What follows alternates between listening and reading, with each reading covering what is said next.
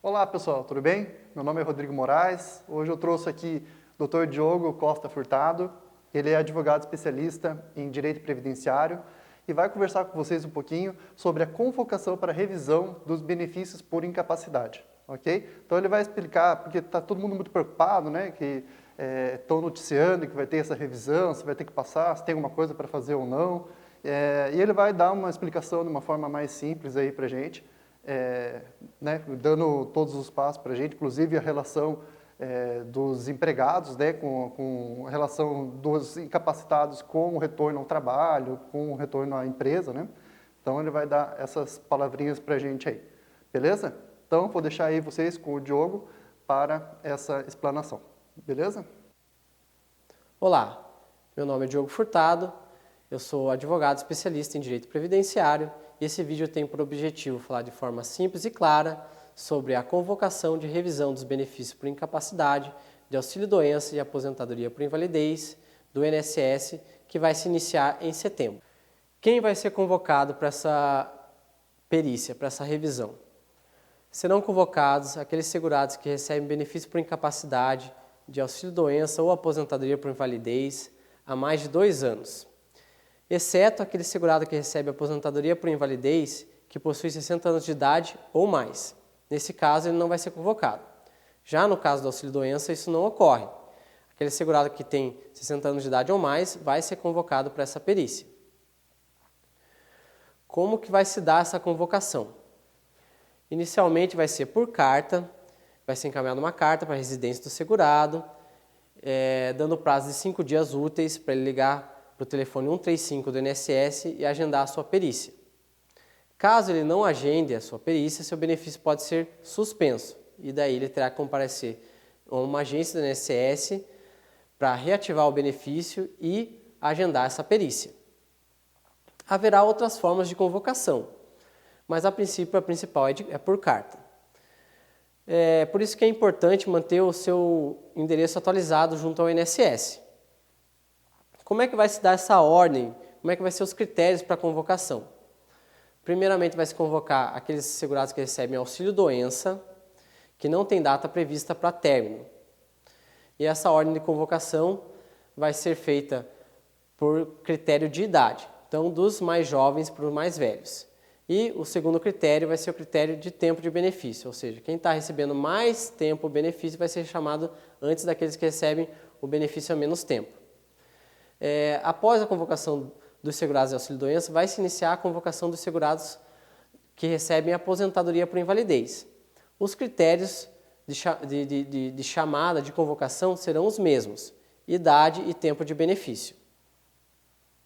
O que pode ocorrer após a nova perícia?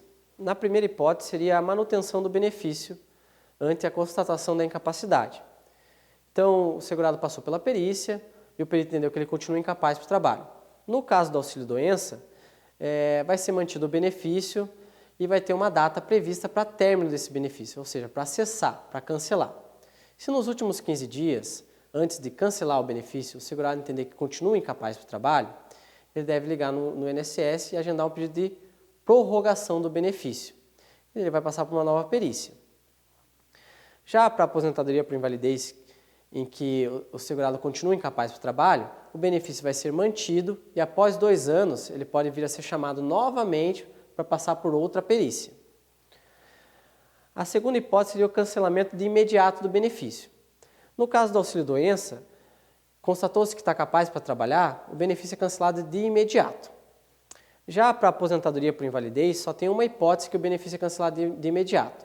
É para aquele segurado que recebe o benefício há menos de 5 anos, lembrando que pode somar o auxílio-doença que recebia antes da aposentadoria por invalidez com a aposentadoria. Então, se ele recebe esse benefício há menos de 5 anos, e ele pode retornar à mesma atividade que exercia anteriormente na empresa em que está registrado, o benefício dele vai ser cancelado de imediato. A terceira hipótese seria o cancelamento gradual. Essa hipótese só diz respeito à aposentadoria por invalidez. Então, nessa primeira hipótese aqui, que nós temos seria aquele segurado que recebe benefício há menos de 5 anos, mas que não é empregado. Então, lembrando que aquele segurado que recebe benefício há menos de 5 anos é empregado, o benefício é cancelado de imediato.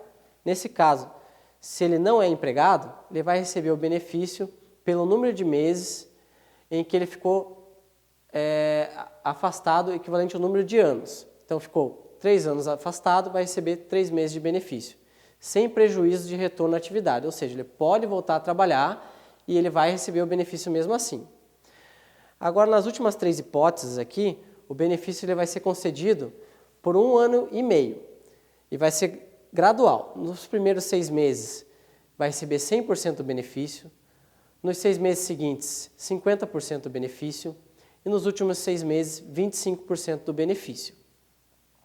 Sem prejuízo de retorno à atividade também. Ele pode voltar a trabalhar e vai receber o benefício da mesma forma.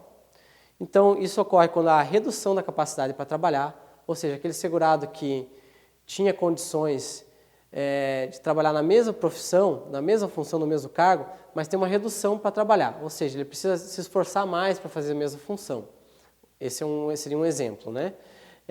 Ou aquele segurado que passou por reabilitação profissional, ou seja, está incapaz para a atividade que exercia anteriormente, mas se reabilitou para uma nova profissão. E, por fim, aquele que recebe benefício de incapacidade há mais de 5 anos. Então, aquele que recebe aposentadoria por invalidez há mais de 5 anos se enquadra nessa hipótese de redução gradual.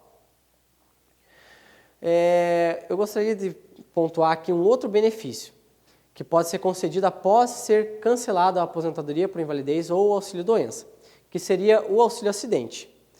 O auxílio-acidente ele só vai ser concedido para aquele segurado que houve uma redução da capacidade para trabalhar ou teve que se reabilitar para outra profissão, porque a sua doença decorre de um acidente de trabalho ou uma doença ocupacional.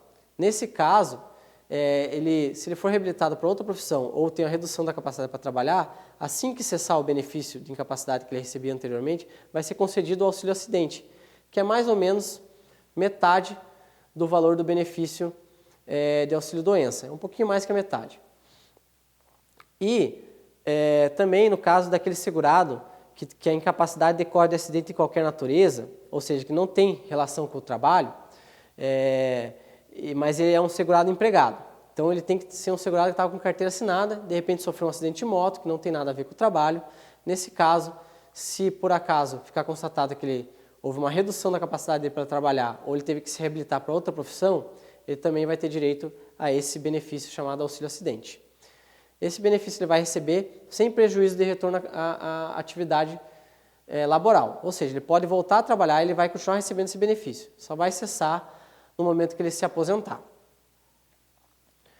Feito essas considerações, vamos falar um pouco sobre a relação do segurado, empregado e as empresas.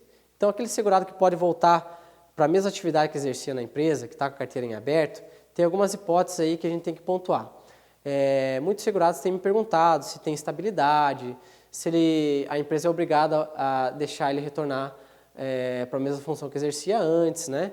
Então, primeiro vamos falar sobre a estabilidade. Aquele segurado que recebia auxílio-doença ou aposentadoria por invalidez que não tem relação com o trabalho, que não decorre de acidente de trabalho ou doença ocupacional, ele não tem estabilidade. A lei não prevê estabilidade para ele.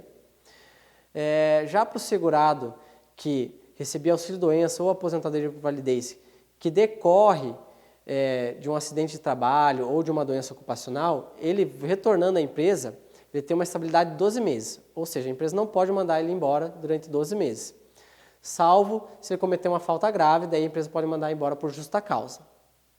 Vale pontuar aqui, com relação à estabilidade, que tem algumas convenções coletivas de trabalho da categoria que prevê uma estabilidade para aquele segurado que retorna de um benefício por incapacidade, independente da espécie do benefício, se é benefício comum ou decorrente de acidente de trabalho.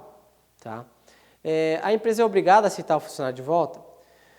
Como disse ali inicialmente, a empresa teria que aceitar o segurado de volta, no caso daquele benefício que ele recebia decorre de acidente de trabalho, mas já no benefício de auxílio-doença comum ou aposentadoria por validez comum, a empresa também tem que aceitar o segurado de volta, mas não é obrigada a manter ele no emprego. Pode mandar embora desde que pague os seus direitos trabalhistas. Então, é basicamente isso. Por fim, Eu notei que os segurados às vezes estão muito preocupados e ansiosos, querendo tomar alguma atitude antes, querem saber se é obrigatório passar por essa perícia ou não. Infelizmente, tem que passar pela perícia. O que eu oriento é buscar a documentação médica que prova que continua incapaz e que está fazendo o tratamento para passar nessa nova perícia. Lembrando que, caso o benefício seja cancelado e você entenda que continua incapaz para o trabalho, é sempre possível buscar a justiça a fim de restabelecer esse benefício. Eu espero ter esclarecido as principais dúvidas com relação a essa convocação que o INSS vai realizar. E caso não tenha esclarecido todas as suas dúvidas, vou deixar aqui alguns contatos.